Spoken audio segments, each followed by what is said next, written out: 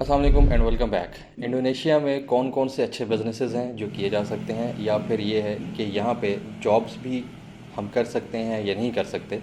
आज की वीडियो इस टॉपिक के बारे में। सबसे पहले तो मैं आपको बता दूं कि जॉब्स का सीन यहाँ पे बहुत मुश्किल है। उसकी वजह ये है कि यहाँ पे इनकी अपनी पॉपुलेशन इतनी ज़्यादा है कि बाहर से कोई भी अगर कोई आता है यहाँ पे तो उसको बहुत कम चांस है कोई जॉब मिलेगी, अनलेस एंड अनटिल कि आपके पास कोई बहुत ही यूनिक किस्म की आपकी ऑक्यूपेशन है, तो फिर then there is a chance कि आपको शायद जॉब मिल जाए। सेकेंडली ये है कि अगर आपको जॉब मिल भी जाएगी तो लैंग्वेज बैरियर इतना ज़्यादा है यहाँ पे कि आप मतलब उसको किस तरह से करेंगे। मतलब वो तो सारी जो अंदर जितनी भी कम्युनिकेशन है वो इंडो में होती है, इनकी भाषा इंडोनेशिया जो है उसके अंदर होती है। तो मतलब अगर या तो हम वो लैंग्वेज सीखें पहले, उसके बाद हम जॉब यहाँ पे कर सकते हैं।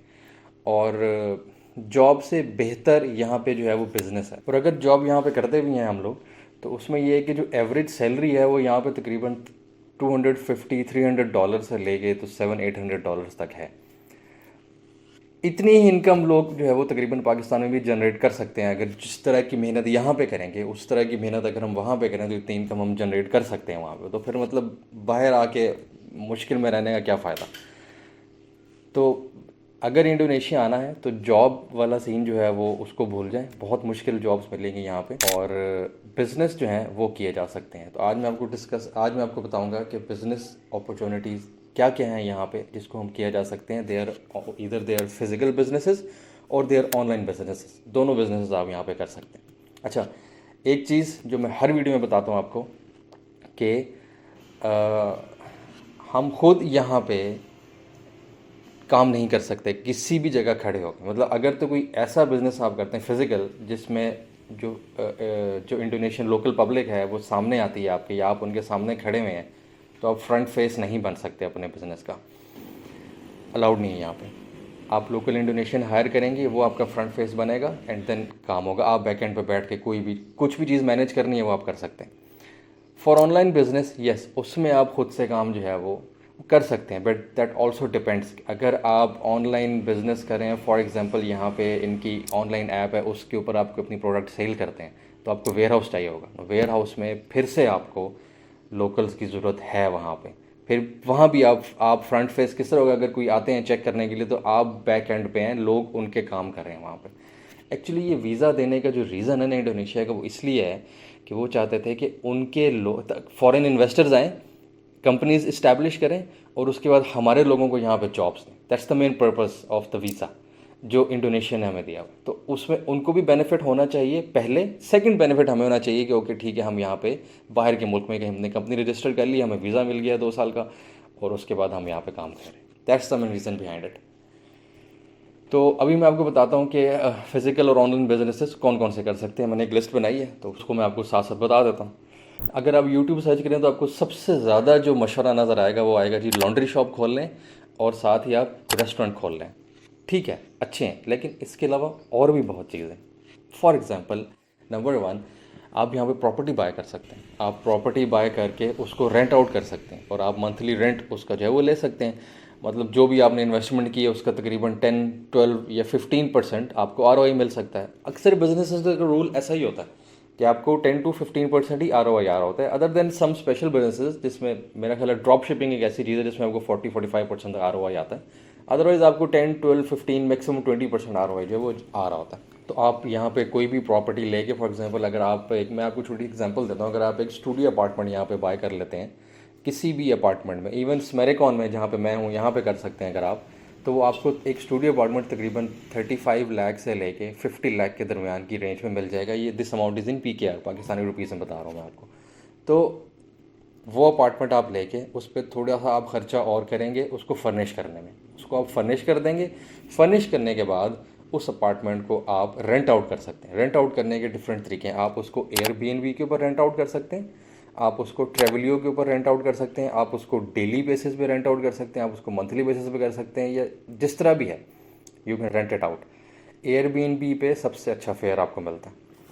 ट्रेवलियो के ऊपर उसका बेनिफिट ये है कि आपका मंथ्स का जो है ना वो रेंट आउट हो सकता है, राइट। उसका डेली का भी हो सकता है लेकिन मंथ्स का भी हो सकता है, क्योंकि ट्रेवलियो ऐप ज़्यादातर यहाँ पे जो लोग यूज़ करते हैं वो इसीलिए जैसे मैंने भी ट्रेवलियो ऐप के थ्रू ही अपार्टमेंट लिया था यहाँ पे, उसके ऊपर मैं वीडियो भी बना चुका हूँ ट्रेवलियो ऐप के ऊपर। कि अपार्टमेंट यहाँ पे हम ट्रेवलियो से कैसे फाइंड आउट कर सकते हैं। और ये अमेरिकन अपार्टमेंट्स के ऊपर भी मैंने एक वीडियो बनानी है, आपको ये दिखाऊंगा कि यहाँ अपार्टमेंट किस तरह के होते हैं, बिल्डिंग कैसी है, यहाँ पे प्ले एरिया और हर चीज़ क्या क्या फैसिलिटीज़ यहाँ पे अवेलेबल है, ताकि आप बेटर डिसाइड कर सकेंगे इस तरह के अपार्टमेंट्स जितने भी इंडोनेशिया पे यहाँ पे हैं, तो आप उनमें जो है वो अपार्टमेंट बाय कर सकते हैं। इसके अलावा क्या हो सकता है, आप देखें कि इंडोनेशिया में मोटर बाइक्स जो हैं वो बहुत ज़्यादा हैं। तो जो चीज़ जितनी ज़्यादा है उतनी ज़्यादा अपॉर्चुनिटी है उस चीज़ की। अब मोटर बाइक से रिलेटेड कोई भी बिजनेस यहाँ पे किया जा सकता है, इधर it can be a franchise of motor bikes, service parts, even oil change, right. और जितनी भी इससे रिलेटेड चीज़ें हैं मोटरसाइकिल से रिलेटेड, वो भी एक बिज़नेस अपॉर्चुनिटी है जो यहाँ पे की जा सकती है। आप उसमें भी काम कर सकते हैं, मतलब कुछ ऐसे लोग हैं जिनकी एक्सपर्टीज़ होती है इस चीज़ के अंदर, तो उनके लिए एक अपॉर्चुनिटी है, यहाँ पे आके वो कर सकते हैं इसको। अच्छा, दूसरे नंबर पे क्या है, दूसरे नंबर पे ये है कि इंडोनेशिया जो है वो शिफ्ट हो रहा है टुवर्ड्स इलेक्ट्रिक व्हीकल्स। मतलब मैंने आपको एक वीडियो में बताया था कि electric trains, buses, cars, bikes, everything they are going electric. तो वो भी अपॉर्चुनिटी है एक हमारे लिए। मतलब ये है कि हम किसी इलेक्ट्रिक कंपनी का फ्रेंचाइज ले सकते हैं यहाँ पे, राइट। स्कूटीज़ का ले सकते हैं, ईवी बाइक्स जो अब तो पाकिस्तान में भी काफ़ी आ गई ईवी बाइक्स का, हम जो है यहाँ पे वो ले सकते हैं चेन, ठीक है। उसका कोई भी शोरूम हम ले लें और उस पर इंडोनेशियन को बिठाएंगे, हम होगा हमारा, बट इंडोनेशियन उसको रन करेंगे, तो जो रिक्वायरमेंट्स है वो भी कंप्लीट होती हैं और बिजनेस अपॉर्चुनिटी भी अच्छी है उसके अंदर। उसके अंदर भी जो ROI है वो 10, 12, 15%, मतलब 10 to 20% के दरमियान में रखनी है आपने ROI। And basically, and by the way ROI is return on investment, कि आपने जो इन्वेस्टमेंट की उस पर रिटर्न कितना है। काफ़ी लोगों को तो पता होगा, जिनको नहीं पता मैंने उनके लिए बताया है। और उसके अलावा हम क्या कर सकते हैं, यहाँ पे हम लोग जिस तरह पाकिस्तान में होता है कंट्रोल शेड, उस टाइप के बिजनेसेस भी यहाँ आ सकते हैं, फार्मिंग के, वो वाले बिजनेसेस भी यहाँ पे किए जा सकते हैं। एंड फर्नीचर का बहुत अच्छा बिजनेस किया जा सकता है। यहाँ पे एक शहर है, I don't remember the name, मुझे उसका नाम याद नहीं आ रहा, वहाँ पे फर्नीचर बहुत अच्छे बनते हैं। तो you can do the business of furniture as well, कि आप फर्नीचर्स बना सकते हैं, आप फर्नीचर एक्सपोर्ट कर सकते हैं। एंड यस, एक्सपोर्ट से याद आया मुझे कि आप इंपोर्ट एक्सपोर्ट का बिजनेस भी यहाँ पे कर सकते हैं। हर बिजनेस में कोई ना कोई चैलेंज आपको हो सकता है यहाँ पे, but to manage that challenge आप वहाँ के लोगों से मिलें and they will sort it out.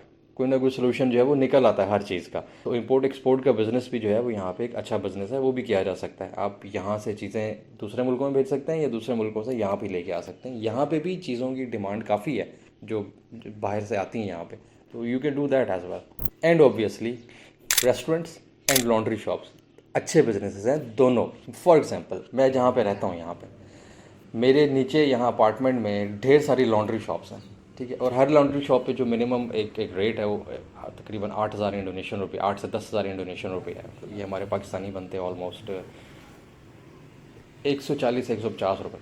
मतलब 140-150 रुपये के अंदर आपकी जो है वो आपको वॉशिंग सर्विस जो है वो मिल रही है पर केजी के हिसाब से।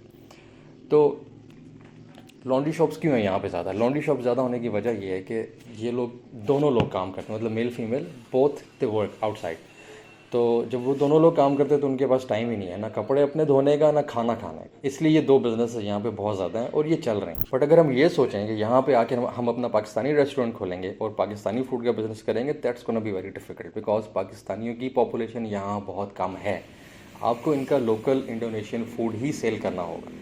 तो कीप दैट इन माइंड, जब भी हम यहाँ पे आएंगे तो अपना रेस्टोरेंट जब भी खोलेंगे तो उसमें local Indonesian food plus Pakistani आप ऐड ऑन कर सकते हैं, ठीक है, चलेगा। अदरवाइज सिर्फ पाकिस्तानी पे रहेंगे तो मुश्किल हो जाएगा, या फिर उसके लिए आपको लोकेशन ऐसी ढूंढनी पड़ेगी, for example central Jakarta, right, या और यू कैन गो टू बाली, ताकि जो जहाँ पे टूरिस्ट और फॉरनर्स अगर पाकिस्तानी आ रहे हैं तो वो आप वहाँ पे चलाएंगे। अदरवाइज अगर आपने लोकल नॉर्मल किसी जगह पे बिजनेस करना है तो you will have to go with Indonesian food as well.